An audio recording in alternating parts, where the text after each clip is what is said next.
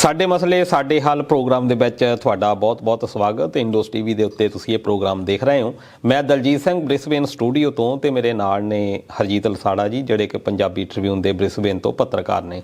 ਤੇ ਅੱਜ ਦੋਸਤੋ ਅਸੀਂ ਗੱਲ ਕਰਨੀ ਆ ਪ੍ਰਵਾਸ ਦੀ। ਪ੍ਰਵਾਸ ਸ਼ਾਇਦ ਉਦੋਂ ਤੋਂ ਹੀ ਆ ਜਦੋਂ ਤੋਂ ਮਨੁੱਖ ਦਾ ਜੀਵਨ ਜਿਹੜਾ ਆ ਸ਼ੁਰੂ ਹੋਇਆ। ਪਹਿਲਾਂ ਜਿਹੜਾ ਮਨੁੱਖ ਆ ਉਹ ਭੋਜਨ ਦੀ ਭਾਲ ਦੇ ਵਿੱਚ ਇੱਧਰੋਂ ਉੱਧਰ ਵਿਸਥਾਪਨ ਜਿਹੜਾ ਹੁੰਦਾ ਰਿਹਾ, ਪਾਣੀ ਦੀ ਭਾਲ ਦੇ ਵਿੱਚ, ਭੋਜਨ ਦੀ ਭਾਲ ਦੇ ਵਿੱਚ, ਘਰ ਦੀ ਭਾਲ ਦੇ ਵਿੱਚ, ਫਿਰ ਹੌਲੀ-ਹੌਲੀ ਇਹ ਰੋਜੀ ਰੋਟੀ ਤੱਕ ਚਲੇ ਗਿਆ, ਧੰਦਿਆਂ ਤੱਕ ਹੋ ਗਿਆ।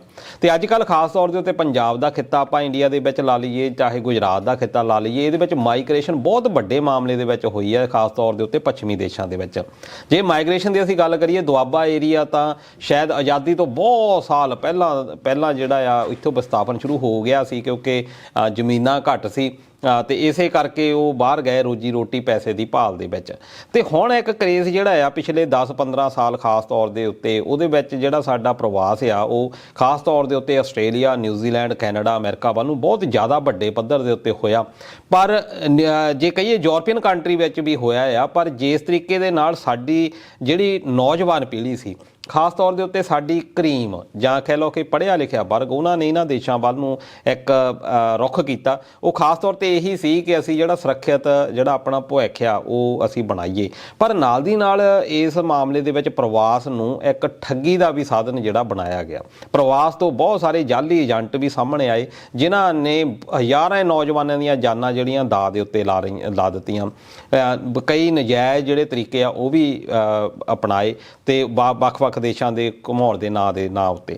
ਪਰ ਕਈ ਵਾਰ ਇਹੋ ਜਿਹੇ ਜਿਹੜੇ ਜਾਅਲੀ ਏਜੰਟ ਆ ਉਹ ਇਹੋ ਜਿਹੀਆਂ ਸਕੀਮਾਂ ਲਾਉਂਦੇ ਆ ਜਿਹਦੇ ਨਾਲ ਕਿ ਦੂਜਿਆਂ ਦਾ ਜਿਹੜਾ ਭਵਿੱਖ ਆ, ਜਿਹੜੇ ਨੌਜਵਾਨ ਪੀੜ੍ਹੀ ਖਾਸ ਤੌਰ 'ਤੇ ਯੰਗ ਏਜ ਦੇ ਵਿੱਚ ਜਿਹੜੇ ਗਏ ਆ, ਜਦੋਂ ਉਹਨਾਂ ਨੂੰ ਪਤਾ ਲੱਗਦਾ ਉਹਨਾਂ ਦੇ ਕੋਲ ਕੋਈ ਰਾਹ ਨਹੀਂ ਬਚਦਾ। ਇਹੋ ਜਿਹੇ ਜਿਹੜਾ ਇੱਕ ਸਾਹਮਣੇ ਆਇਆ, ਤੇ ਤੁਸੀਂ ਸਾਰੇ ਇਸ ਬਾਰੇ ਜਾਣਦੇ ਹੋਵੋਗੇ ਕਿ ਕੈਨੇਡਾ ਦੇ ਵਿੱਚ ਕੁਛ ਜਿਹੜੇ ਬੱਚੇ ਇੱਥੋਂ ਗਏ ਆ ਸਟੂਡੈਂਟ ਵੀਜ਼ੇ ਦੇ ਉੱਤੇ ਕੈਨੇਡਾ ਦੇ ਵਿੱਚ, ਤੇ ਉੱਥੇ ਜਾ ਕੇ ਐਡਮਿਸ਼ਨ ਲੈ ਲੈਂਦੇ ਆ, ਸਟੱਡੀ ਪੂਰੀ ਕਰਦੇ ਆ। ਜਦੋਂ ਉਹ PR ਲੈਣ ਦੇ ਲਈ ਫਾਈਲ ਲਾਉਂਦੇ ਆ, ਫਿਰ ਜਾ ਕੇ ਉਹਨਾਂ ਨੂੰ ਪਤਾ ਲੱਗਦਾ ਆ ਕਿ ਜਿਹੜੀ ਸਾਡੀ ਜਿਹੜੀਆਂ ਇਮੀਗ੍ਰੇਸ਼ਨ ਤੋਂ ਪਤਾ ਲੱਗਦਾ ਕਿ ਜਿਹੜੇ ਜਾਅਲੀ CEO ਜਿਹੜੇ ਆਪਾਂ CEO ਲੈਟਰ, ਜਿਹੜੇ ਆਫਰ ਲੈਟਰ ਆਪਾਂ ਕਹਿ ਦਈਏ, ਆਫਰ ਲੈਟਰ ਜਿਹੜੇ ਤੁਹਾਨੂੰ ਮਿਲਦੇ ਆ, ਤੇ ਉਹ ਜਿਹੜੇ ਤੁਹਾਡੇ ਜਾਅਲੀ ਸੀ। ਤੇ ਇਸ ਮਾਮਲੇ ਉੱਤੇ ਕੀ ਮਾਮਲਾ ਆ ਇਹ, ਤੇ ਅੱਗੇ ਕਾਨੂੰਨੀ ਨੁਕਤੇ ਕੀ ਆ, ਇਸ ਵਿਸ਼ੇ ਦੇ ਉੱਤੇ ਆਪਾਂ ਅੱਜ ਦੀ ਜਿਹੜੀ ਗੱਲਬਾਤ ਆ ਉਹ ਕਰਨੀ ਆ। ਲਸਾੜਾ ਸਾਹਿਬ, ਸਭ ਤੋਂ ਪਹਿਲਾਂ ਬਹੁਤ ਸਵਾਗਤ ਤੁਹਾਡਾ ਇਸ ਪ੍ਰੋਗਰਾਮ ਦੇ ਵਿੱਚ। ਤੇ ਜਿੱਦਾਂ ਮੈਂ ਗੱਲ ਕੀਤੀ ਆ ਕਿ ਬੜਾ ਇੱਕ ਧੱਕਾ ਹੋ ਗਿਆ, ਆਪਾਂ ਧੱਕਾ ਹੀ ਕਾ ਸ਼ਬਦ ਯੂਜ਼ ਕਰ ਸਕਦੇ ਹਾਂ, ਕਿ ਉਹ ਜਿਹੜੇ ਸਟੂਡੈਂਟ ਗਏ ਤਾਂ ਸੀਗੇ ਆਪਣੇ ਬਿਹਤਰ ਭਵਿੱਖ ਦੇ ਲਈ,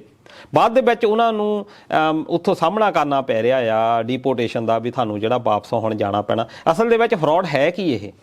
ਜੀ ਬਿਲਕੁਲ। ਪਹਿਲਾਂ ਤਾਂ ਸਤਿ ਸ਼੍ਰੀ ਅਕਾਲ ਹੈ ਸਾਡੇ ਦਰਸ਼ਕਾਂ ਨੂੰ, ਧੰਨਵਾਦ।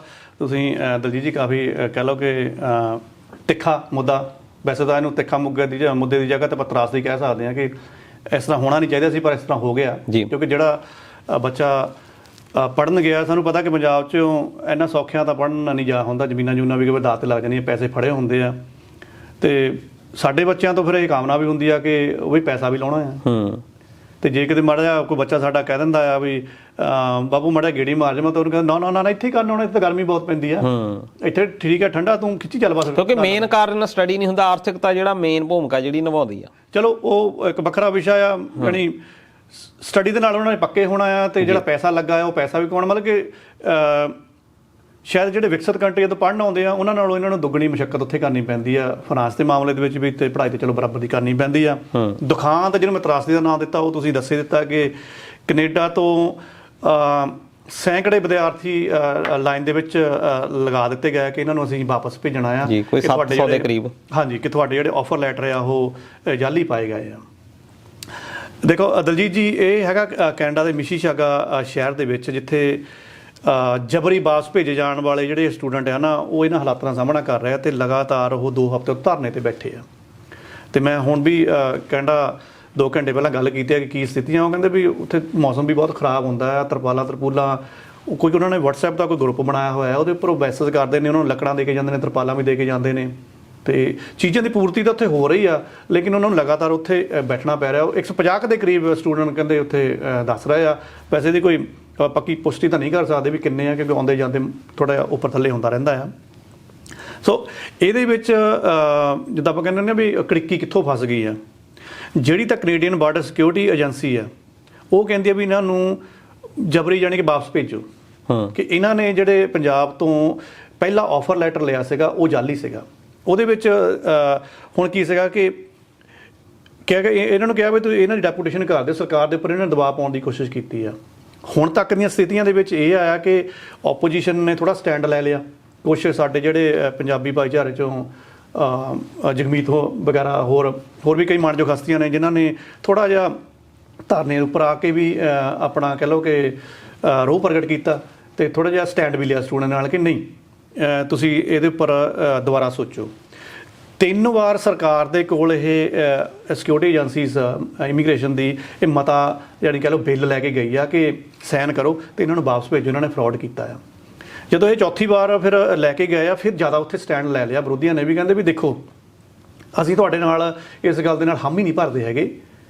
ਹਾਮੀ ਇਸ ਕਰਕੇ ਨਹੀਂ ਭਰਦੇ ਕਿ ਪਹਿਲਾਂ ਤਾਂ ਇਹ ਸਾਬਤ ਕਰੋ ਕਿ ਇਹ ਜਿਹੜਾ ਫਰਾਡ ਆ ਇਹ ਵਿਦਿਆਰਥੀਆਂ ਨੇ ਕੀਤਾ ਕਿ ਫਰਾਡ ਦੀ ਜੜ ਕੋਈ ਹੋਰ ਸੀਗਾ। ਜੇ ਕਹਿੰਦੇ ਇਹ ਫਰਾਡ ਵਿਦਿਆਰਥੀਆਂ ਨੇ ਕੀਤਾ ਫਿਰ ਤੁਸੀਂ ਇੱਥੇ ਦੇ ਸੈਕਸ਼ਨ ਲਗਾ ਕੇ ਉਹਨਾਂ 'ਤੇ ਕੇਸ ਕਿਉਂ ਨਹੀਂ ਦਰਜ ਕਰਦੇ? ਫਿਰ ਸਿੱਟ ਦਿਓ ਪਹਿਲਾਂ ਉਹਨਾਂ ਨੂੰ ਜੇਲ੍ਹਾਂ ਦੇ ਵਿੱਚ। ਫਰਾਡ ਦੀ ਤਾਂ ਫਿਰ ਸਜ਼ਾ ਵੀ ਹੋਣੀ ਚਾਹੀਦੀ, ਜੁਰਮਾਨਾ ਵੀ ਹੋਣੀ ਚਾਹੀਦਾ, ਉਸ ਤੋਂ ਬਾਅਦ ਡਿਪੋਰਟ ਕਰਿਓ। ਤੁਸੀਂ ਸਿੱਧੇ ਡਿਪੋਰਟ ਕਰਨ ਲੱਗੇ ਆ, ਇਹਦਾ ਮਤਲਬ ਇਹ ਆ ਕਿ ਤੁਸੀਂ ਸ਼ੋਰ ਨਹੀਂ ਹੈਗੇ ਕਿ ਇਹਨਾਂ ਦੇ ਇਹ ਸਿੱਧਾ ਫਰਾਡ ਇਹਨਾਂ ਦੇ ਉੱਪਰ ਜਾਂਦਾ ਆ। ਸੋ ਫਿਲਹਾਲ ਤਾਂ ਜਿਹੜੀ ਤਾਜ਼ਾ ਸਥਿਤੀ ਬਣੀ ਹੋਈ ਹੈ ਇਹੀ ਆ ਕਿ ਹਜੇ ਜਿੱਦਾਂ ਵੱਡੇ ਅਖਬਾਰਾਂ ਦੇ ਵਿੱਚ ਵੀ ਇਹ ਖਬਰਾਂ ਹੁਣ ਨਿਕਲ ਕੇ ਆਉਂਦੀਆਂ, ਕਹਿੰਦੇ ਜੀ ਰਾਹਤ ਮਿਲ ਗਈ, ਰਾਹਤ ਮਿਲ ਗਈ। ਪਰ ਮੈਂ ਦਲਜੀਤ ਜੀ ਜਿੱਦਾਂ ਨਹੀਂ, ਰਾਹਤ ਤਾਂ ਇੱਦਾਂ ਕਹਿੰਦੇ ਆ ਵੀ ਰਾਹਤ ਕੱਚੀ ਮਿਲੀ ਆ। ਫਿਰ ਇਹ ਤੇ ਵੀ ਥੋੜੀ ਜਿਹੀ ਕਿੰਤੂ ਪਰੰਤੂ ਜਿਹੀ ਆ ਵੀ ਰਾਹਤ ਦੇ ਉੱਤੇ ਕਿੱਦਾਂ ਦੀ ਰਾਹਤ ਹੈ? ਦੇਖੋ ਦਲਜੀਤ ਜੀ ਜਦੋਂ ਤਾਂ ਤੁਸੀਂ ਥੋੜ੍ਹੀਆਂ ਚੰਗੇ ਅਦਾਰੇ ਦੀਆਂ ਅਖਬਾਰਾਂ ਚੱਕ ਦਿੰਦੇ ਹੋ, ਉਹਨਾਂ ਦੇ ਜਿਹੜੇ ਲਿਖਣ ਵਾਲੇ ਨੇ, ਪੱਤਰਕਾਰ ਨੇ, ਉਹ ਕਾਫੀ ਡੀਪ ਸਟੱਡੀ ਕਰਕੇ ਆਉਂਦੇ ਨੇ, ਉਹ ਤਾਂ ਤੁਹਾਨੂੰ ਥੋੜ੍ਹੀ ਝਾਤ ਦਿਵਾਉਂਦੇ ਨੇ ਕਿ ਇਹ ਰਾਹਤ ਦਾ ਲੈਵਲ ਕੀ ਹੈ। ਪਰ ਜਿਹੜਾ ਸਾਡਾ ਇੱਕ ਚਲਾਊ ਜਾਂ ਸੋਸ਼ਲ ਮੀਡੀਆ ਜਿਹਨੂੰ ਜਿਹੜਾ ਸਾਨੂੰ ਸੌਖਾ ਲੱਗਦਾ, ਜਾਂ ਆਪਾਂ ਚਲਾਉਂਦੇ ਆ, ਜਿਹੜਾ ਆਪਾਂ ਚਲਾਉਂਦੇ ਆ ਉਹ ਸਰਫਸ ਵੈਬ ਵਾਲਾ, ਤੇ ਉਹ ਚੱਕ ਮਾਜਾ ਲਿਖਿਆ ਜਾਂਦਾ ਵੀ ਰਾਹਤ ਮਿਲ ਗਈ ਜੀ, ਉਹ ਜੀ ਬਸ ਹੁਣ ਬੱਲੇ ਬੱਲੇ ਹੋ ਗਈ, ਸਾਡੀ ਪੰਜਾਬੀ ਦੀ ਜਿੱਤ ਹੋ ਗਈ। ਮੈਨੂੰ ਲੱਗਦਾ ਕਿ ਇਹਦੇ ਵਿੱਚ ਹਜੇ ਜਿੱਤ ਹਾਰ ਵਾਲਾ ਕੁਝ ਹੈ ਨਹੀਂਗਾ। ਰਾਹਤ ਨੂੰ ਮੈਂ ਪੱਕਾ ਨਹੀਂ ਮੰਨ ਸਕਦਾ ਤੇ ਮੈਂ ਪਰ ਇਹ ਵੀ ਨਹੀਂ ਕਹਿ ਸਕਦਾ ਵੀ ਇਹ ਕੱਚੀ ਆ। ਇਹਦੇ ਥੋੜਾ ਆਪਾਂ ਨੂੰ ਡੰਗਾਈ 'ਚ ਜਾਣਾ। ਚਲੋ ਜਦੋਂ ਰਾਹਤ ਦੀ ਆਪਾਂ ਗੱਲ ਕਰਦੇ ਆਂ ਤੇ ਉੱਥੇ ਕੰਮ ਤਾਂ ਹੁਣ ਕਾਨੂੰਨੀ ਨੁਕਤੇ ਆਉਣੇ ਆ ਕਿ ਕਾਨੂੰਨੀ ਨੁਕਤੇ ਕੀ ਕਹਿੰਦੇ ਆ। ਇੱਥੇ ਮੈਂ ਫੇਸਬੁੱਕ ਤੇ ਕੀ ਕਹਿਣਾ ਆ ਜਾਂ WhatsApp ਤੇ ਕੀ ਕਹਿਣਾ, ਇਹ ਤਾਂ ਕਿਸੇ ਮਾਇਨੇ ਦੇ ਵਿੱਚ ਨਹੀਂ। ਜਾਂ ਕਿਸੇ ਲੀਡਰ ਨੇ ਕੀ ਬਿਆਨ ਦਿੱਤਾ ਹੈ, ਚਾਹੇ ਉੱਥੇ ਦੇ ਪ੍ਰਾਈਮ ਮਿਨਿਸਟਰ ਨੇ ਕੀ ਬਿਆਨ ਦਿੱਤਾ। ਅਸਲੀ ਗੱਲ ਤਾਂ ਜਿਹੜੀ ਆ ਉਹ ਕਾਨੂੰਨ ਦੇ ਮਾਮਲੇ 'ਚ ਹੋਣੀ। ਕਾਨੂੰਨ ਕੀ ਕਹਿੰਦਾ ਇਸ ਮਾਮਲੇ 'ਚ? ਦੇਖੋ ਦਲਜੀਤ ਜੀ, ਧਿਰਾਂ ਹੁਣ 3 ਪੈ ਗਈਆਂ ਇਹਦੇ ਵਿੱਚ। ਅੱਛਾ, ਇੱਕ ਤਾਂ ਸਾਡੇ ਕੋਲ ਸਟੂਡੈਂਟਾਂ ਦੀ ਧਿਰ ਹੋ ਗਈ, ਉਹਨਾਂ ਨੇ ਕਿਹਾ ਵੀ ਯਾਨੀ ਵਿਕਟਮ ਕਹਿ ਲਓ, ਤਾਂ ਵਿਕਟਮ ਨੇ। ਹਾਂ, ਅਸੀਂ ਤਾਂ ਕਹਿੰਦੇ ਪੀੜਤ ਆ, ਸਾਨੂੰ ਤਾਂ ਪਤਾ ਹੀ ਨਹੀਂ ਲੱਗਾ ਵੀ ਇਹ ਜਿਹੜੇ ਆਫਰ ਲੈਟਰ ਦੇ ਕੇ ਸਾਨੂੰ ਭੇਜਿਆ ਆ, ਜਾਂ ਤਾਂ ਸਾਨੂੰ ਇੰਡੀਆ ਤੋਂ ਨਾ ਹੀ ਚੜ੍ਹ ਦਿੰਦੇ। ਸਾਨੂੰ ਉਦੋਂ ਦੇਖਣਾ, ਹਾਂ ਉਦੋਂ ਹੋਣਾ ਚਾਹੀਦਾ। ਸਾਨੂੰ ਤੁਸੀਂ ਇੱਥੇ ਆਉਣ ਵੀ ਦੇ ਦਿੱਤਾ, ਅਸੀਂ ਪੜ੍ਹਾਈਆਂ ਵੀ ਕਰ ਲਈਆਂ, ਅਸੀਂ ਇਹਦੇ ਨਿਸਬਤ ਅਸੀਂ ਵਰਕ ਪਰਮਿਟ ਵੀ ਅਪਲਾਈ ਕਰ ਲਿਆ, ਤੁਸੀਂ ਸਾਨੂੰ ਉਦੋਂ ਵੀ ਨਹੀਂ ਟੋਕਿਆ। ਹੁਣ ਜਦੋਂ ਅਸੀਂ ਇੰਨੀਆਂ ਮਿਹਨਤਾਂ ਕਰਕੇ, ਇੰਨੀ ਮੁਸ਼ੱਕਤ ਕਰਕੇ 4-4 5-5 ਸਾਲਾਂ ਬਾਅਦ ਜਦੋਂ PR ਦੀ ਫਾਈਲ ਲਾਉਣ ਲੱਗੇ ਆ, ਹੁਣ ਤੁਹਾਨੂੰ ਚੇਤਾ ਆ ਗਿਆ ਕਿ ਇਹ ਤਾਂ ਫਰਾਡ ਸੀਗਾ। ਇਹਦੇ ਵਿੱਚ ਸਾਡਾ ਕਸੂਰ ਕਿਹੜਾ ਆ? ਕਸੂਰ ਜਿਸ ਬੰਦੇ ਨੇ ਸਾਨੂੰ ਇਹ ਫਰਾਡ ਆਫਰ ਲੈਟਰ ਦਿੱਤੇ ਆ, ਤੁਸੀਂ ਉਹਨੂੰ ਕਿਉਂ ਨਹੀਂ ਚੱਕਦੇ ਹੈਗੇ? ਸਾਨੂੰ ਥੋੜਾ ਜਿਹਾ ਹੋਰ ਹਿਸਾਬ ਦੇ ਨਾਲ ਦੇਖੋ। ਤੇ ਤੁਸੀਂ ਕਾਨੂੰਨੀ ਰਾਏ ਪੁੱਛੀ ਆ, ਸੋ ਧਿਰਾਂ 3 ਪੈ ਗਈਆਂ। ਇੱਕ ਤਾਂ ਸਟੂਡੈਂਟ ਧਿਰ ਹੋ ਗਈ, ਉਹਨਾਂ ਨੇ ਆਪਣਾ ਪੱਖ ਦੱਸਤਾ। ਜਿਹੜੀ ਇਮੀਗ੍ਰੇਸ਼ਨ ਵਾਲੇ ਆ, ਸਿਕਿਉਰਿਟੀ ਏਜੰਸੀ ਆ, ਉਹ ਕਹਿੰਦੇ ਕਿ ਨਹੀਂ ਫਰਾਡ ਤਾਂ ਫਰਾਡ ਹੀ, ਇਹਨੂੰ ਚੱਕ ਕੇ ਵਾਪਸ ਕਰ ਦਿਓ। ਦੂਜੀ ਧਿਰ ਇਹ ਹੋ ਗਈ। ਲੇਕਿਨ ਤੀਜੀ ਧਿਰ ਹੋ ਗਏ ਸਾਡੇ ਜਿਹੜੇ ਲੀਡਰ ਲੋਕ ਨੇ, ਜਿਹੜੇ ਉੱਥੇ MLAs ਨੇ ਜਾਂ MPs ਨੇ, ਉਹਨਾਂ ਨੇ ਕਿਹਾ ਕਿ ਨਹੀਂ, ਇੱਥੇ ਥੋੜਾ ਵਿਚਾਰ ਕਰੋ, ਅਸੀਂ ਨਹੀਂ ਤਾਂ ਬਿੱਲ ਤੇ ਸਾਈਨ ਕਰਦੇ ਹੈਗੇ। ਜੇ ਅਸੀਂ ਸਾਈਨ ਨਹੀਂ ਕਰਾਂਗੇ ਤੁਸੀਂ ਵੀ ਧੱਕੇ ਨਾਲ ਥੋੜਾ ਭੇਜ ਦੂੰਗੇ। ਇਹਨਾਂ ਬਹੁਤ ਹੇਠੀ ਹੋਣੀ ਆ, ਦੇਸ਼ਾਂ ਦੇ ਸੰਬੰਧ ਵੀ ਖਰਾਬ ਹੋ ਸਕਦੇ ਆ। ਇਹ ਕੋਈ ਛੋਟੇ ਮੋਟੇ ਖਿੱਤੇ ਦੀ ਗੱਲ ਨਹੀਂ ਹੈਗੀ। ਇਹ ਜਿਹੜੀ ਕੌਮ ਆ, ਇਹ ਕਹ ਲਓ ਕਿ ਆਲੇ ਦੁਆਲੇ ਬਿਖਰੀ ਪਈ ਆ, ਜ਼ਿਆਦਾ ਰੋਹ ਹੋ ਜਾਏਗਾ, ਕੈਨੇਡਾ ਸੰਭਾਲ ਨਹੀਂ ਪਾਏਗਾ। ਸੋ ਕਾਨੂੰਨੀ ਮਾਹਰਾਂ ਦੀ ਜੇ ਗੱਲ ਕਰੋਗੇ ਤਾਂ ਇਹਦੇ ਵਿੱਚ ਸਾਡੇ ਕੋਲ ਕੈਨੇਡਾ ਇਮੀਗ੍ਰੇਸ਼ਨ ਮਾਮਲਿਆਂ ਦੇ ਵਕੀਲ ਨੇ ਇੱਕ ਬ੍ਰਿਜ ਮੋਹਨ, ਉਹਨਾਂ ਨੇ ਤਾਂ ਵੈਸੇ ਸਾਫ਼ ਦੱਸਤਾ ਸਾਰਾ ਹਿਸਾਬ ਕਿਤਾਬ ਲਾ ਕੇ ਵੀ ਵਿਦਿਆਰਥੀਆਂ ਨੂੰ ਜਬਰੀ ਤੁਸੀਂ ਵਾਪਸ ਭੇਜ ਨਹੀਂ ਸਕਦੇ। ਤੇ ਉਹਦੇ ਵਿੱਚ ਵੀ ਉਹਨਾਂ ਨੇ ਸਾਫ਼ ਇਹੀ ਕਿਹਾ ਕਿ ਦੇਖੋ, ਜੇ ਸਰਕਾਰ ਨੂੰ ਲੱਗਦਾ ਨਾ ਕਿ ਵਿਦਿਆਰਥੀ ਨੇ ਇਹ ਧੋਖਾਧੜੀ ਕੀਤੀ ਆ, ਤੁਸੀਂ ਕੇਸ ਪਾ ਦਿਓ ਉਹਨਾਂ ਤੇ। ਤੁਸੀਂ ਕੇਸ ਪਾ ਨਹੀਂ ਰਹੇ, ਇਹਦਾ ਮਤਲਬ ਤੁਹਾਨੂੰ ਪਤਾ ਆ ਕਿ ਕੇਸ ਬਣਦਾ ਹੀ ਨਹੀਂ ਹੈਗਾ। ਤੇ ਜੇ ਕੇਸ ਬਣਦਾ ਨਹੀਂ ਹੈਗਾ ਤਾਂ ਫਿਰ ਤੁਸੀਂ ਕਹਿੰਦੇ ਉਹਨਾਂ ਨਾਲ ਕਿਉਂ ਇਹ ਧੱਕਾ ਕਰੀ ਜਾਂਦੇ ਆ। ਤੇ ਇਹਦੇ ਵਿੱਚ ਥੋੜਾ ਜਿਹਾ ਮੈਂ ਵੀ ਕੋਸ਼ਿਸ਼ ਕੀਤੀ ਵਿੱਚ ਜਾਣ ਦੀ, ਥੋੜਾ ਆਪ ਵੀ ਵਿਚਾਰ ਕੀਤੇ ਨੇ ਕਿਸੇ ਹੋਰ ਮਾਨਯੋਗ ਹਸਤੀਆਂ ਦੇ ਨਾਲ। ਉਹ ਕਹਿੰਦੇ ਮੰਨ ਲਓ ਜੇ ਤੁਸੀਂ ਧੱਕੇ ਨਾਲ ਕੇਸ ਪਾ ਵੀ ਦਿੰਦੇ, ਸਰਕਾਰਾਂ ਕਰ ਸਕਦੀਆਂ, ਜੇ ਉਹਨਾਂ ਨੇ ਆਪਣੀ ਹਿੰਡ ਪਕਾਉਣੀ ਹੋਵੇ ਤਾਂ ਕਹਿੰਦੇ ਉਹਦੇ ਵਿੱਚ ਇਹ ਬਰੀ ਹੋ ਜਾਣਗੇ। ਬਰੀ ਇਸ ਕਰਕੇ ਹੋ ਜਾਣਗੇ ਕਿਉਂਕਿ ਉਹਨਾਂ ਦੇ ਉੱਪਰ ਇਹ ਧੋਖਾਧੜੀ ਦਾ ਕੇਸ ਸਿੱਧਾ ਬਣਦਾ ਹੀ ਨਹੀਂ ਹੈਗਾ। ਉਹਦੇ ਵਿੱਚ ਇਹਨਾਂ ਨੂੰ ਇਹ ਐਕਸਪਲੇਨ ਕਰਨਾ ਪਏਗਾ ਵੀ ਇੰਨੇ ਸਾਲ ਤੁਸੀਂ ਇਹਨਾਂ ਨਾਲ ਰਾਬਤਾ ਬਣਾਈ ਰੱਖਿਆ, ਇਹਨਾਂ ਨੂੰ ਅਪਰੂਵ ਕਰਦੇ ਰਹੇ, ਤੁਸੀਂ ਸੁੱਤੇ ਪਏ ਸੀ ਜੀ। ਸੋ ਕਾਨੂੰਨੀ ਮਾਹਰ ਤਾਂ ਇਹ ਕਹਿੰਦੇ ਆ ਕਿ ਘਬਰਾਉਣ ਦੀ ਲੋੜ ਨਹੀਂ ਹੈਗੀ, ਉੱਪਰ ਥੱਲੇ ਹਜੇ ਚੱਲ ਸਕਦਾ ਆ, ਲੇਕਿਨ ਤੁਸੀਂ ਵਾਪਸ ਨਹੀਂ ਜਾਓਗੇ ਜੀ। ਤੇ ਅਗਲਾ ਜਿਹੜਾ ਆ ਹੁਣ ਜਦੋਂ ਤੁਸੀਂ ਗੱਲ ਕੀਤੀ ਆ ਵੀ ਇੱਕ ਪਾਸੇ ਜਿਹੜੀ ਵਿਕਟਮ ਨੇ ਜੀ, ਇੱਕ ਪਾਸੇ ਹੈਗੇ ਨੇ ਕਾਨੂੰਨੀ ਮਾਰ, ਇੱਕ ਪਾਸੇ ਹੈਗੇ ਨੇ ਜਿਹੜੇ ਆਪਾਂ ਸਿਆਸੀ ਗੱਲ ਕਰਦੇ। ਹੁਣ ਇੱਥੇ ਆ ਕਿ ਧੋਖਾ ਅਸਲ ਦੇ ਵਿੱਚ ਹੋਇਆ ਕਿਹਨੇ ਕਰ ਲਿਆ ਧੋਖਾ, ਉਹਨਾਂ ਦਾ ਨਾਂ ਜਿਹੜਾ ਆ ਬਹੁਤ ਘੱਟ ਉੱਪਰ ਲਿਆਂਦਾ ਜਾਂ ਉਹਦੇ ਉੱਤੇ ਚਰਚਾ ਨਹੀਂ ਹੋਈ ਵੀ ਅਸਲ ਵਿੱਚ ਇਹ ਕੌਣ ਬੰਦੇ ਆ ਤੇ ਉਹਨਾਂ ਦੇ ਖਿਲਾਫ ਕੀ ਐਕਸ਼ਨ ਆ, ਜਾਂ ਇਹ ਜਿਹੜੀ ਇਮੀਗ੍ਰੇਸ਼ਨ ਉੱਥੇ ਦੀਆਂ ਜਾਂ ਅਥਾਰਟੀਜ਼ ਹੈਗੀਆਂ, ਸਿਕਿਉਰਿਟੀ ਅਥਾਰਟੀ, ਉਹ ਕਿੱਦਾਂ ਇਹ ਕਰਨਗੀਆਂ, ਕੁਛ ਨਾ ਕੁਛ ਇੱਦਾਂ ਦਾ ਕਰਨਗੀਆਂ ਕਿ ਅੱਗੇ ਤੋਂ ਇੱਦਾਂ ਦਾ ਕੋਈ ਦੁਖਾਂਤ ਨਾ ਵਾਪਰੇ। ਇਹ ਇੱਕ ਦੁਖਾਂਤ ਹੀ ਆ ਕਿ ਇੱਦਾਂ ਦਾ ਨਾ ਵਾਪਰੇ ਕਿ ਉੱਥੇ ਦੇ ਜਿਹੜੇ ਮਾਈਗ੍ਰੇਸ਼ਨ ਦੇ ਜਾਂ ਕੋਈ ਜਿੰਨੇ ਵੀ ਲਾਅ ਉੱਥੇ ਬੈਠੇ ਨੇ, ਲਾਇਰ ਬੈਠੇ ਆ ਜਾਂ ਏਜੰਟ ਬੈਠੇ ਆ, ਉਹਨਾਂ ਦੇ ਉੱਤੇ ਕਿੱਦਾਂ ਸਕੰਜਾ ਕੱਸਿਆ ਜਾਵੇ।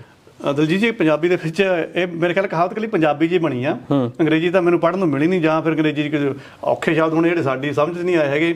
ਉਹ ਕਹਾਵਤ ਹੁੰਦੀ ਹੈ ਨਾ ਜੀ, ਫੁੱਫੜ ਹੋਏ ਜਿਹੜੇ ਭੂਆ ਕੱਢ ਕੇ ਲੈ ਜਾਵੇ। ਅੱਛਾ, ਫੁੱਫੜ ਦੇ ਭੂਆ ਦਾ ਚੱਕਰ ਆ। ਇੱਦਾਂ ਦੇ ਫੁੱਫੜ ਪੰਜਾਬ ਦੇ ਵਿੱਚ ਇੰਨੇ ਬੈਠੇ ਆ, ਜਿਹੜਾ ਦਾ ਚੱਲਦਾ ਉਹ ਭੂਆ ਕੱਢ ਕੇ ਲੈ ਜਾਂਦਾ ਆ।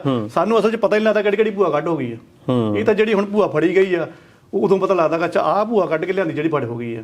ਸੋ ਇਹ ਇੱਕ ਜਗ੍ਹਾ ਸਿਰਫ ਉਂਗਲ ਰੱਖ ਹੋਈ ਆ, ਐਦਾਂ ਦੇ ਪਤਾ ਨਹੀਂ ਕਿੰਨੇ ਹੋਰ ਵੀ ਕੇਸ ਆਏ ਹੋਣੇ ਆ। ਇਹ ਥੋੜਾ ਜਿਹਾ ਜ਼ਿਆਦਾ ਤਾਦਾਦ ਦੇ ਵਿੱਚ ਸੀਗਾ, ਇਹਦੇ ਵਿੱਚ ਲੱਗਾ ਵੀ ਪੈਸਾ ਵੀ ਜ਼ਿਆਦਾ ਲੱਗਾ ਹੋਇਆ, ਤਾਂ ਫਿਰ ਉਹ ਹੱਲਾ ਬਚ ਗਿਆ, ਕਿਉਂਕਿ ਆਖਰੀ ਪੌੜੀ ਤੇ ਤੁਸੀਂ PR ਤੇ ਪਹੁੰਚੇ ਹੋ ਤਾਂ ਫਿਰ ਉਹ ਹੱਲਾ ਤਾਂ ਮਜਣਾ ਹੀ ਸੀਗਾ। ਸੋ ਇਹਦੇ ਵਿੱਚ ਕੀ ਆ ਦਲਜੀਤ ਜੀ, ਇਹ ਜਿਹੜੇ ਜਲੰਧਰ ਦੀ ਇੱਕ ਐਜੂਕੇਸ਼ਨ ਸਲਾਹਕਾਰ ਸੀਗਾ ਬਰਜੇਸ਼ ਮਿਸ਼ਰਾ, ਅੱਛਾ, ਉਹਦਾ ਇਹ ਘਟਾਲਾ ਮੰਨਿਆ ਜਾ ਰਿਹਾ ਹੈ। ਇਹ ਪੰਜਾਬੀ ਤਾਂ ਨਾਮ ਲੱਗਦਾ ਨਹੀਂ, ਇਹ ਬਿਹਾਰੀ ਲੋਕ ਸੀਗੇ ਜੀ। ਅੱਛਾ, ਜਲੰਧਰ ਆਫਿਸ ਸੀ। ਹਾਂਜੀ, ਅੱਛਾ। ਤੇ ਇਹਨਾਂ ਨੇ ਆਪਣੀ ਇੱਕ ਫਰਮ ਵਗੈਰਾ ਖੋਲੀ ਸੀ, ਰਜਿਸਟਰਡ ਫਰਮ ਹੋਏਗੀ, ਪਤਾ ਨਹੀਂ ਹੁਣ ਉਸੇ ਕਿਸ ਤਰ੍ਹਾਂ ਹੋਏਗਾ। ਸੋ ਜਲੰਧਰ ਦੇ ਵਿੱਚ ਇਹਨਾਂ ਦੇ ਮੁਤਾਬਕ ਜਾਂ ਜਲੰਧਰ ਪੁਲਿਸ ਦੇ ਮੁਤਾਬਕ ਤਾਂ ਇਹ ਆ ਕਿ ਸਾਲ 17-18 ਦੇ ਵਿੱਚ ਇਹਨਾਂ ਨੇ ਜਿਹੜਾ ਟੋਰਾਂਟੋ ਆ ਕੈਨੇਡਾ ਦਾ ਸ਼ਹਿਰ, ਉਹਦੇ ਵਿੱਚ ਇੱਕ ਮਸ਼ਹੂਰ ਕਾਲਜ ਸੀਗਾ ਹੰਬਰ, ਤੇ ਉਹਦੇ ਵਿੱਚ ਇਹਨਾਂ ਨੇ ਇਹ ਜਾਲੀ ਦਾਖਲਾ ਪੱਤਰ ਦਿੱਤੇ ਸੀਗੇ ਨਾ ਸਾਰੇ ਸਟੂਡੈਂਟ ਨੂੰ। ਤੇ ਇਹਦੇ ਬਦਲੇ ਦੇਖੋ ਦਲਜੀਤ ਜੀ, ਇੱਕ ਤਾਂ ਹੁੰਦਾ ਕਿ ਜੇ ਤੁਸੀਂ ਆਨਲਾਈਨ ਜਾ ਕੇ ਆਪ ਸਟੱਡੀ ਅਪਲਾਈ ਕਰਦੇ ਆ ਤਾਂ ਮੈਨੂੰ ਲੱਗਦਾ 50-60 ਹਜ਼ਾਰ ਦੇ ਵਿੱਚ ਤੁਸੀਂ ਕਿਸੇ ਮੁਲਕ ਦੇ ਵਿੱਚ ਚਲ ਜਾਂਦੇ ਆ, ਕਿਉਂਕਿ ਉੱਥੇ ਇਮੀਗ੍ਰੇਸ਼ਨ ਦੀ ਫੀਸ ਹੀ ਦੇਣੀ ਹੁੰਦੀ ਹੈ, ਹੋਰ ਤਾਂ ਕੁਛ ਲੈਣਾ ਨਹੀਂ ਹੁੰਦਾ। ਲੇਕਿਨ ਸਾਡੇ ਜਿਹੜੀ ਏਜੰਟੀ ਚੱਲਦੀ ਆ, ਉਹ ਇਹ ਕਹਿੰਦੇ ਆ ਕਿ ਤੁਸੀਂ ਬਾਹਰ ਜਾਣਾ ਆ, ਅਸੀਂ ਤੁਹਾਨੂੰ ਬਾਹਰ ਭੇਜ ਰਹੇ ਆ, ਆਹ ਦੇਖੋ ਤੁਹਾਡਾ ਆਫਰ ਲੈਟਰ ਆ ਗਿਆ, ਆਹ ਤੁਹਾਡਾ ਵੀਜ਼ਾ ਲੱਗ ਗਿਆ, ਹੁਣ ਦੇ ਦਿਓ ਸਾਨੂੰ ਇੰਨੇ ਲੱਖ ਰੁਪਏ। ਮਤਲਬ ਕਿ ਉਹ ਗੁੱਡਵਿਲ ਮਨੀ ਮੰਗਦੇ ਆ, ਤੇ ਅਸੀਂ ਦਿੰਨੇ ਵੀ ਆ। ਜੇ ਅਸੀਂ ਉਹਨਾਂ ਨੂੰ ਕੋਈ ਹੋਰ ਬੰਦਾ ਕਹੇ ਵੀ ਯਾਰ ਤੂੰ 10-12 ਲੱਖ ਜਾਂ 16 ਲੱਖ ਜਾਂ 20 ਲੱਖ ਇਹਦਾ ਕਾਹਦਾ ਦਿੱਤਾ ਹੈ, ਇਹ ਤਾਂ ਇੰਨੀ ਕੁ ਫੀਸ ਸੀਗੀ, ਸਾਨੂੰ ਬਾਹਰ ਨਹੀਂ ਉਹ ਕੱਢ ਕੇ ਲੈ ਗਿਆ, ਨਹੀਂ ਤਾਂ ਇੱਥੇ ਬੈਠੇ ਰਹਿਣਾ ਸੀ। ਅਸੀਂ ਉਹਦੀ ਔਸਤਤ ਕਰਦੇ ਹਾਂ ਉਲਟਾ। ਵੀ ਉਹਦਾ ਇੱਕ ਕਾਰਨ ਇਹ ਵੀ ਹੁੰਦਾ ਵੀ ਸਾਨੂੰ ਉਸ ਚੀਜ਼ ਦੀ ਨੌਲੇਜ ਨਹੀਂ ਹੁੰਦੀ, ਚਾਹੇ ਅਸੀਂ ਇੱਥੇ ਬਾਹਰ ਵੀ ਆ ਜਾਂਦੇ ਹਾਂ, ਚਾਹੇ ਆਨਲਾਈਨ ਅਸੀਂ ਸਾਰੇ ਵੀਜ਼ੇ ਅਪਲਾਈ ਕਰ ਸਕਦੇ ਹਾਂ, ਪਰ ਅਸੀਂ ਇੰਨਾ ਆਪਾਂ ਨੂੰ ਲੱਗਦਾ ਯਾਰ ਸਾਤੋਂ ਕੋਈ ਗਲਤੀ ਨਾ ਹੋ ਜਾਵੇ, ਅਸੀਂ ਫਿਰ ਵੀ ਇਮੀਗ੍ਰੇਸ਼ਨ ਏਜੰਟ ਦੇ ਹੋ ਜਾਂਦੇ। ਇੱਕ ਹੋਰ ਵੀ ਲੋਚਾ ਹੈਗਾ ਆ, ਕਿਉਂਕਿ ਅਸੀਂ ਜਿਹੜੇ ਡਾਕੂਮੈਂਟ ਨਾਲ ਲਗਾਉਣੇ ਆ, ਆਪਣੇ ਫੰਡ ਲਗਾਉਣੇ ਆ ਜਾਂ ਜ਼ਮੀਨਾਂ ਲਗਾਉਣੀਆਂ, ਕਾਗਜ਼ ਲਾਉਣੇ ਆ, ਉਹ ਅਸਲ 'ਚ 90% ਤਾਂ ਜਾਲੀ ਹੁੰਦੇ ਆ। ਉਹ ਇਹਨਾਂ ਏਜੰਟਾਂ ਦੇ ਨਾਲ ਨੇ ਮੈਨੇਜਰਾਂ ਸੈਟਿੰਗ ਕਰਕੇ ਇੱਕੋ ਹੀ ਫੰਡ ਉਹ ਘਮਾਉਂਦੇ ਰਹਿੰਦੇ ਆ, ਤੇ ਸਾਡੀ ਜਿਹੜੀ ਮਜਬੂਰੀ ਆ ਇਹਨਾਂ ਨੂੰ ਪਤਾ ਆ। ਸੋ ਉਹਦੇ ਵਿੱਚ ਹੀ ਉਹ ਸਾਰੀ ਗੇਮ ਚੱਲਦੀ ਆ। ਉਹ ਹੁਣ ਉਸ ਬਾਹਰ ਭੇਜਣ ਦੇ ਮਗਰ ਜਿਹੜੀ ਗੁੱਡਵਿਲ ਦਾ ਪੈਸਾ ਮੰਗਦੇ ਆ, ਉਹ ਚਾਹੇ ਕਰੋੜ ਵੀ ਮੰਗ ਲੈਣ, ਉਹ ਤਾਂ ਉਹਨਾਂ ਦੀ ਮਰਜ਼ੀ ਆ, ਉਹਦੀ ਕੀਮਤ ਕਿੰਨੀ ਲਗਾਉਣੀ ਆ। ਸੋ ਇਸ ਮਾਮਲੇ ਦੇ ਵਿੱਚ ਵਿਦਿਆਰਥੀਆਂ ਤੋਂ 16 ਲੱਖ ਰੁਪਏ ਦਲਜੀਤ ਜੀ ਉਹਨਾਂ ਨੇ ਵਸੂਲੇ ਸੀਗੇ।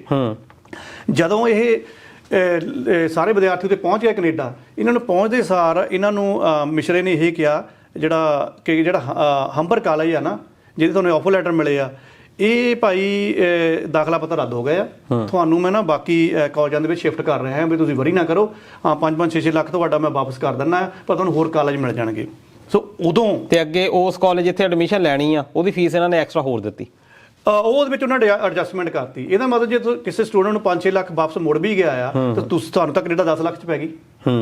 ਸੋ ਉਹਨਾਂ ਨੇ ਕੰਮ ਤਕਰੀਬਨ ਕਰਾ ਦਿੱਤਾ ਸੀਗਾ। ਜੇ ਉਦੋਂ ਨਾ ਕਰਾਇਆ ਹੁੰਦਾ ਤਾਂ ਰੌਲਾ ਜ਼ਿਆਦਾ ਪੈ ਜਾਣਾ ਸੀਗਾ। ਹੁਣ ਮਸਲਾ ਤਾਂ ਸਿਰਫ ਇਹ ਬਣ ਗਿਆ ਕਿ ਉਦੋਂ ਤੁਸੀਂ ਐਡਜਸਟਮੈਂਟ ਨੂੰ ਯੈਸ ਕਰ ਦਿੱਤੀ, ਮਜਬੂਰੀ ਵੀ ਸੀਗੀ, ਸ਼ਾਇਦ ਉਸ ਟਾਈਮ ਇੰਨੀ ਸਮਝ ਵੀ ਨਹੀਂ ਹੋਣੀ ਵੀ ਇਹ ਕੋਈ ਫਰਾਡ ਚੱਲ ਰਿਹਾ ਆ, ਲੇਕਿਨ ਇਹ ਪੈਸੇ ਬਣਾ ਗਏ ਆ, ਆਪਣੇ ਸਟੂਡੈਂਟ ਸੈੱਟ ਕਰ ਗਏ ਆ, ਉਹਨਾਂ ਕਾਲਜਾਂ ਨਾਲ ਵੀ ਸੈਟਿੰਗ ਹੋਣੀ ਹੈ। 10-10 ਲੱਖ ਵੀ ਉਹਦੇ 'ਚ ਕਮਾਇਆ ਤਾਂ ਹੋ ਸਕਦਾ 8 ਨੇ ਪਾਇਆ ਹੋਊਗਾ, 2 ਉਹਨਾਂ ਨੂੰ ਦੇ ਦਿੱਤਾ ਹੋਊਗਾ।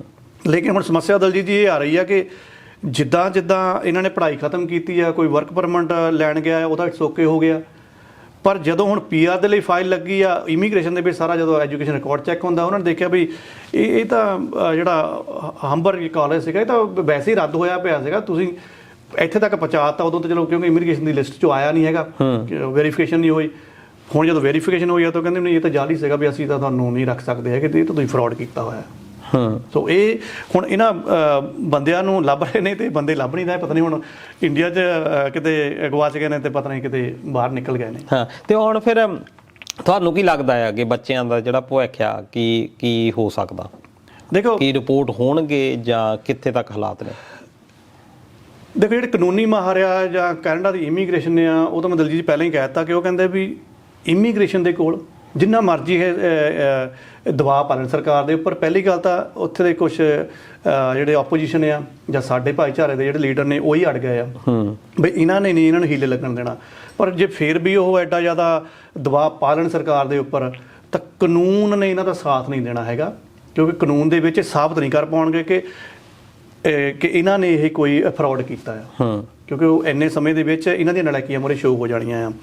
ਪਰ ਜਿੰਨਾ ਵੱਡਾ ਇਹ ਸਿਆਸੀ ਮੁੱਦਾ ਆ, ਇਹ ਜਿਹੜਾ ਮਸਲਾ ਬਣ ਗਿਆ ਆ, ਉਸ ਤੋਂ ਨਹੀਂ ਲੱਗਦਾ ਕਿ ਕੋਈ ਸਿਆਸੀ ਪਾਰਟੀ ਇਹਨੂੰ ਜਬਰੀ ਵਾਪਸ ਭੇਜਣ ਦੀ ਵਕਾਲਤ ਵੀ ਕਰੂਗੀ, ਕਿਉਂਕਿ ਜਿਹਨੇ ਜਾਂ ਕਹਿ ਸਕਦੇ ਆ ਵੀ ਜੇ ਹੁਣ ਪੇਚਾ ਜਿਹੜਾ ਜੁਡੀਸ਼ੀਅਲੀ ਤੇ ਪਾਰਲੀਮੈਂਟਰੀ ਦੋਨਾਂ ਦੇ ਵਿੱਚ ਫਸ ਗਿਆ। ਹੁਣ ਮੇਰੇ ਖਿਆਲ ਇਹਦੇ ਵਿੱਚ ਸਟੂਡੈਂਟ ਹੁਣ ਇੱਕ ਪਾਸੇ ਬੈਠ ਗਿਆ, ਚਲੋ ਠੀਕ ਆ, ਉਹ ਧਰਨੇ ਤੇ ਬੈਠੇ ਨੇ, ਉਹਨਾਂ ਦਿੱਕਤਾਂ ਆ ਰਹੀਆਂ, ਵਰੀਡ ਹੋਣਗੇ, ਲੇਕਿਨ ਕਾਨੂੰਨੀ ਮਾਹਰ ਨਾਲ ਜਦ ਕਹਿ ਦਿੱਤਾ ਕਿ ਤੁਸੀਂ ਵਰੀ ਨਾ ਕਰੋ, ਤੁਹਾਨੂੰ ਇਹ ਜਬਰੀ ਕੱਢ ਨਹੀਂ ਸਕਦੇ, ਇਸੇ ਕਰਕੇ ਨਹੀਂ ਕੱਢ ਸਕਦੇ ਕਿਉਂਕਿ ਹੁਣ ਮਸਲਾ ਕਾਨੂੰਨ ਦੇ ਹਿਸਾਬ ਦੇ ਨਾਲ ਇਮੀਗ੍ਰੇਸ਼ਨ ਤੇ ਲੀਡਰੀ ਦਾ ਫਸ ਗਿਆ ਆ।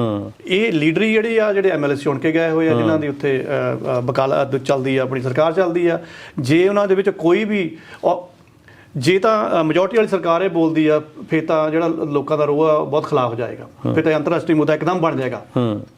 ਜੇ ਆਪੋਜੀਸ਼ਨ 'ਚ ਬੋਲਣਗੇ ਫਿਰ ਅਗਲੇ ਸਾਲ ਵੋਟਾਂ ਕਿੱਥੋਂ ਲੈਣੀਆਂ, ਉਹ ਤਬਕਾ ਜ਼ਿਆਦਾ ਆ। ਇਸ ਕਰਕੇ ਜਿਹੜੀ ਵਿਰੋਧੀ ਧਿਰ ਆ ਕੰਜ਼ਰਵੇਟਿਵ ਪਾਰਟੀ, ਉਹਦੇ ਜਿਹੜੇ ਵੱਡੇ ਆਗੂ ਆ ਤੇ ਸਰਕਾਰ ਨੂੰ ਸਮਰਥਨ ਦੇਣ ਵਾਲੇ ਉੱਥੇ ਐਨਡੀਪੀ ਦੇ ਆਗੂ ਜਿਹੜੇ ਆਪਣੇ ਜਗਮੀਤ ਸਿੰਘ, ਉਹਨਾਂ ਨੇ ਵੈਸੇ ਹੀ ਨਿੱਜੀ ਤੌਰ ਤੇ ਉਸ ਧਰਨੇ ਦੇ ਵਿੱਚ ਜਾ ਕੇ ਸ਼ਿਰਕਤ ਕੀਤੀ ਆ।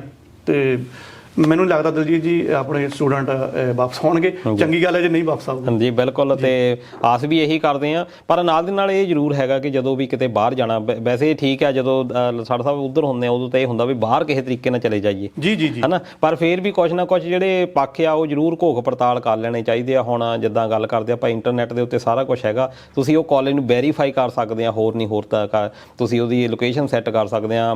ਹੁਣ ਬਹੁਤ ਸਾਰੇ ਜਿਹੜੇ ਆਪਣੇ ਦੋਸਤ ਮਿੱਤਰ ਆ ਜਾਂ ਰਿਸ਼ਤੇਦਾਰ ਆ, ਉਹ ਬਾਹਰਲੇ ਦੇਸ਼ਾਂ ਦੇ ਵਿੱਚ ਜਿੱਥੇ ਵੀ ਤੁਸੀਂ ਜਾਣਾ ਚਾਹੁੰਦੇ ਆ, ਉਹਨਾਂ ਤੋਂ ਵੈਰੀਫਾਈ ਕਰ ਲਓ ਕਿ ਆਉਣ ਵਾਲੇ ਦਿਨਾਂ ਦੇ ਵਿੱਚ ਸਾਨੂੰ ਕੋਈ ਸਮੱਸਿਆ ਜਿਹੜੀ ਆ ਉਹਦਾ ਸਾਹਮਣਾ ਨਾ ਕਰਨਾ ਪਵੇ। ਤੁਹਾਨੂੰ ਇਹ ਪ੍ਰੋਗਰਾਮ ਕਿੱਦਾਂ ਦਾ ਲੱਗਾ, ਇਹ ਤੁਸੀਂ ਜ਼ਰੂਰ ਸਾਡੇ ਨਾਲ ਸੁਝਾਅ ਜਿਹੜਾ ਸਾਂਝਾ ਕਰ ਸਕਦੇ ਹੋ। ਲਸਾੜਾ ਸਾਹਿਬ, ਟਾਈਮ ਵੀ ਬਹੁਤ ਹੋ ਗਿਆ ਤੇ ਇਸ ਚਰਚਾ ਦੇ ਉੱਤੇ ਫਿਰ ਵੀ ਆਉਣ ਵਾਲੇ ਦਿਨਾਂ ਦੇ ਵਿੱਚ ਤੁਸੀਂ ਜੇ ਫੀਡਬੈਕ ਦਿਓ ਤਾਂ ਹੋਰ ਵੀ ਆਪਾਂ ਚਰਚਾ ਜਿਹੜੀ ਆ ਕਰ ਸਕਦੇ ਹੋ, ਤੇ ਸਾਨੂੰ ਅਪਡੇਟ ਕਰਦੇ ਰਵਾਂਗੇ। ਤਦ ਤੱਕ ਦਿਓ ਸਾਨੂੰ ਇਜਾਜ਼ਤ। ਮੈਂ ਦਲਜੀਤ ਸਿੰਘ ਤੇ ਨਾਲ ਨੇ ਹਰਜੀਤ ਲਸਾੜਾ ਸਾਹਿਬ, ਤੇ ਮਿਲਾਂਗੇ ਅਗਲੇ ਹਫ਼ਤੇ। ਤਦ ਤੱਕ ਰੱਬ ਰਾਖਾ। ਸਤਿ ਸ਼੍ਰੀ ਅਕਾਲ। ਸਤਿ ਸ਼੍ਰੀ ਅਕਾਲ ਜੀ।